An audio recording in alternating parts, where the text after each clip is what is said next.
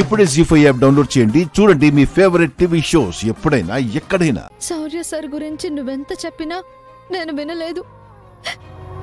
ప్రాణంగా ప్రేమించిన సార్ని అనుమానించాను, అవమానించాను. కానీ ఆయన ఏ తప్పు చేయలేదు అని నాకు ఈ రోజే తెలిసింది ఆద్య. అవునా?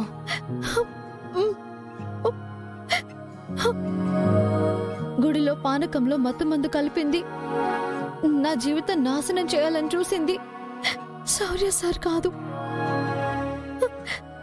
ఆ ప్రశాంత్. నింద తను చేసి ఆయనని దోషిని చేశాడు. నిజమా?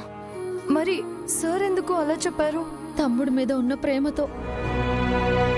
తన అమ్మ నాన్న బాధపడకూడదని ఈయన పెద్ద త్యాగమూర్తిలాగా నింద ఆయన మీద వేసుకున్నారు ఆద్య. మరి నిజమేంటనేది తెలిసాక కూడా ఇంకా ఏడుస్తూ కూర్చున్నావేంటి? వెళ్ళి పెదనాన్నకు చెప్పకుండా. చెప్పాను ఆద్య.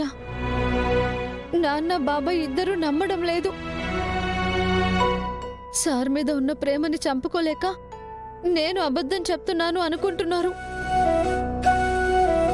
నేను నిజం చెప్పే లోపు రేపు శనివారం ఆ ప్రశాంత్తో నా పెళ్లికి ముహూర్తం కూడా పెట్టించేశారు. మరి ఇప్పుడు ఎలా? అదే నాకు అర్థం కావటం లేదు. చెయ్యని తప్పుకి శౌర్య సార్ని అందరికంటే నేనే ఎక్కువ బాధ పెట్టాను. చివరికి చావాలనుకుంటే కూడా దూరంగా వెళ్లి చావమని ఆయన చావుని కూడా నేనే కోరుకున్నాను. రామా, జరిగిపోయిన దాని గురించి బాధపడి ప్రయోజనం లేదు. పెళ్లికి ముహూర్తాలు కూడా పెట్టారు అంటున్నావు కదా. నా ప్రేమ గెలుస్తుందో ఓడిపోతుందో నాకు తెలియదు, కానీ నా వల్ల ఆయనకొచ్చిన చెడ్డ పేరు పోవాలి. తిరిగి ఎప్పట్లో ఆయనని అందరూ గౌరవించేలా చేయాలి. పెద్దమ్మా, ఆ ప్రశాంత్ ఎలాంటి వాడో తెలుసా? తెలుసు, రామా చెప్పింది. మరి పెద్దనాన్న రామా మాటలు నమ్మకపోతే ఎలా? నమ్మే పరిస్థితి లేదు. ఆ ప్రశాంత్ ఆయన దగ్గర మంచివాడు అన్న నమ్మకం సంపాదించాడు. అతను ఇలాంటి వాడు అని తెలిసి అతనితో రామా పెళ్లి జరుగుతుంటే చూస్తూ ఊరుకుంటారా? మాటలతో చెప్తే నమ్మరని అర్థమైపోయింది కదా.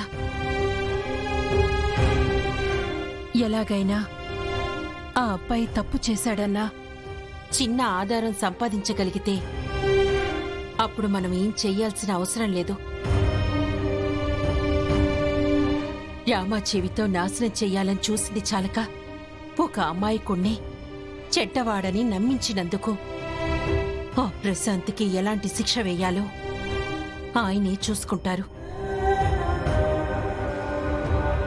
ఆధారం లేకుండా ఇప్పుడు మనం చేయగలిగింది ఏమీ లేదు. ఆ ఆధారం నేను సంపాదిస్తాను.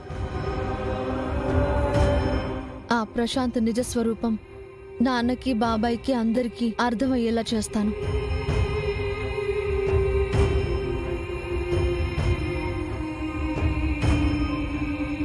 జీ5 యాప్ డౌన్లోడ్ చేసి అన్ని ఎపిసోడ్స్ పూర్తి ఉచితంగా చూడండి.